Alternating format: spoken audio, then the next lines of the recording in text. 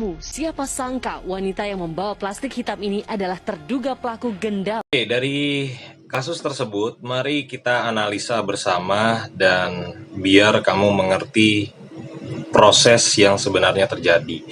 Jadi wanita ini pada awalnya adalah bertamu. Bertamu berarti sudah ada rasa kenal sebelumnya, rasa dikenal atau rasa percaya dan sebagainya. Sehingga orang-orang rumah, dalam hal ini ART atau supirnya, membukakan pintu.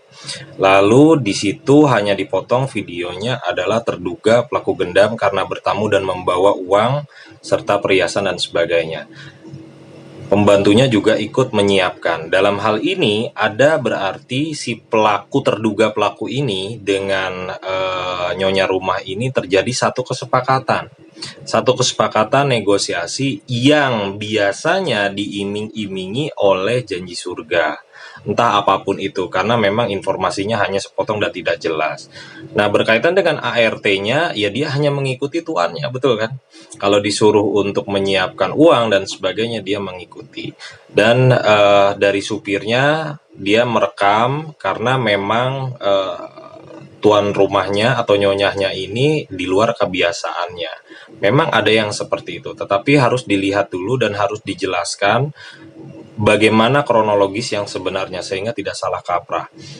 Tanpa ilmu gendam, tanpa ilmu hipnotis, negosiasi lalu terjadi penipuan itu sudah sangat biasa saja sebenarnya. Kenapa diiming-imingi oleh kata-kata hipnotis atau gendam? Karena gini, karena biasanya korban, siapapun korban itu merasa tidak berdaya, merasa lemah. Padahal itu kesalahan dia sendiri akibat misalnya salah negosiasi, serakah, termakan janji surga dan sebagainya, sehingga seolah-olah dinamakan saya kena hipnotis, saya kena gendam. Padahal ada interaksi di situ. Jadi kamu harus tahu. Makanya nanti saksikan video-video edukasi yang lengkap mengenai hipnotis dan gendam sehingga paham benar-benar apa sih yang disebut namanya hipnotis, apa sih yang disebut namanya gendam, bagaimana sih kejahatan jalanan, itu dalam tanda kutip, yaitu kejahatan jalanan, penipuan yang terjadi. Karena biasanya tidak mungkin orang ujuk-ujuk langsung datang dan ngambil segala macam sehebat ilmu apapun tanpa adanya interaksi, negosiasi, janji surga dan sebagainya.